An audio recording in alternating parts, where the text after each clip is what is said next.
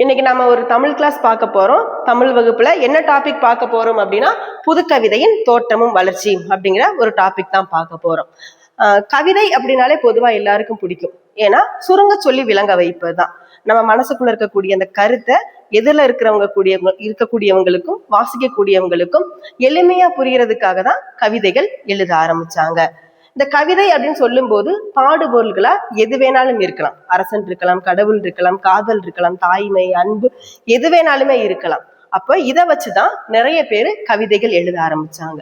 இந்த கவிதைகள் அப்படின்னு சொல்லும் போது மரபு கவிதை, புது கவிதை அப்படின்னு சொல்லிட்டு இரு வகை வடிவங்களை நம்ம பார்க்கலாம். மரபு கவிதை அப்படிங்கிறது நேர் தேமா, நிறைநேர் புலிமான்னு சொல்லிட்டு வாய்ப்பாடுகள் வச்சு எழுதக்கூடியது. பொதுவா இது படிச்சவனால மட்டும்தான் கொஞ்சம் புரிஞ்சுக்க முடியும். அப்போ கொஞ்சம் மேதாவிகள் எழுதின ஒரு கவிதையை மேதாவிகளால் மட்டுமே புரிஞ்சுக்கக்கூடிய ஒரு கவிதை தான் மரபு கவிதை. அப்ப எல்லாருக்குமே புரியணும் கவிதை, படிச்சவங்களுக்கு மட்டும் கிடையாது, படிக்காதவங்களுக்கும் புரியணும் அப்படின்னா அந்த கவிதையில கண்டிப்பா ஒரு மாற்றம் கொண்டு வரணும் அப்படின்னு சொல்லிட்டு சில கவிஞர்கள் நினைக்க ஆரம்பிச்சாங்க. அப்படிப்பட்ட ஒரு மாற்றம் பெற்ற கவிதை தான் மரபு கவிதை அப்படிங்கிற வடிவத்துல இருந்து ஒரு சின்னதா ஒரு மாற்றம் செய்துதான் புது கவிதை அப்படிங்கிற ஒண்ணே கொண்டு வந்தாங்க. இந்த புது கவிதை அப்படிங்கிறது முத எங்க தோன்றுச்சு அப்படின்னா அமெரிக்காவில தான். ஜூல்ஸ் வில்லாஃபோர்க் அப்படிங்கிறவர் தான் முத கவிதை எழுதுறாரு. வெர்ஸ் லிப்ரே அப்படிங்கிற இயக்கத்தின் மூலமா நிறைய கவிதைகள் எழுதிட்டு வர்றாரு. அதுல குறிப்பா வால்ட் விட்மன் பத்தி கண்டிப்பா நாம பார்க்கணும். இவர் எழுதின புள்ளின் இதழ்கள் அப்படிங்கிற கவிதை ரொம்ப பிரபலமான ஒரு கவிதை. நோபல் பரிசும் அதுக்கு கிடைச்சது. அப்போ வால்ட் விட்மனை தொடர்ந்து அதுக்கப்புறமா இங்க இந்தியாவுல, தமிழ்நாட்டுலன்னு சொல்லிட்டு நிறைய கவிஞர்கள் தோன்ற ஆரம்பிச்சாங்க.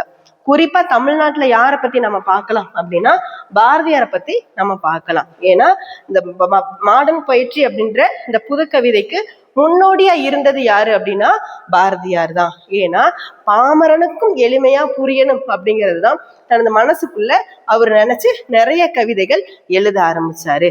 அப்படி எழுதுனாலதான் இவரை புது கவிதையின் முன்னோடி அப்படின்னு சொல்றாங்க.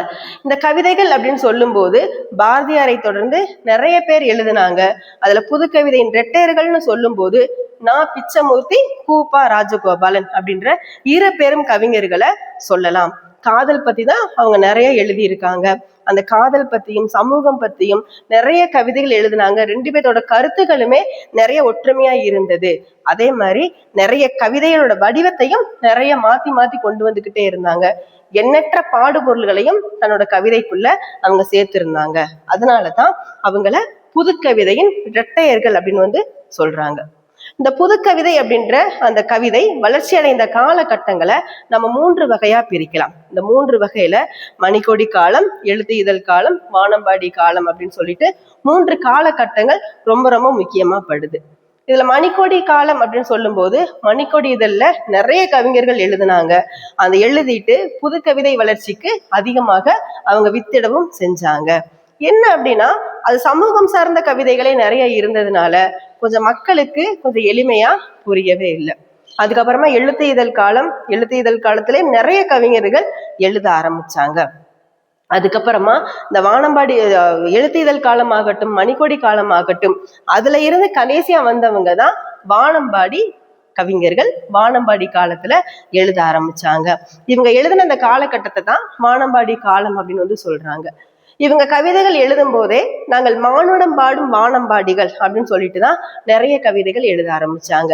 ஏன்னா சமூகத்துல சந்தோஷமாகட்டும் துக்கமாகட்டும் எல்லாத்தையுமே வச்சு பாடுபொருளை வச்சு நிறைய கவிதைகள் எழுத ஆரம்பிச்சாங்க.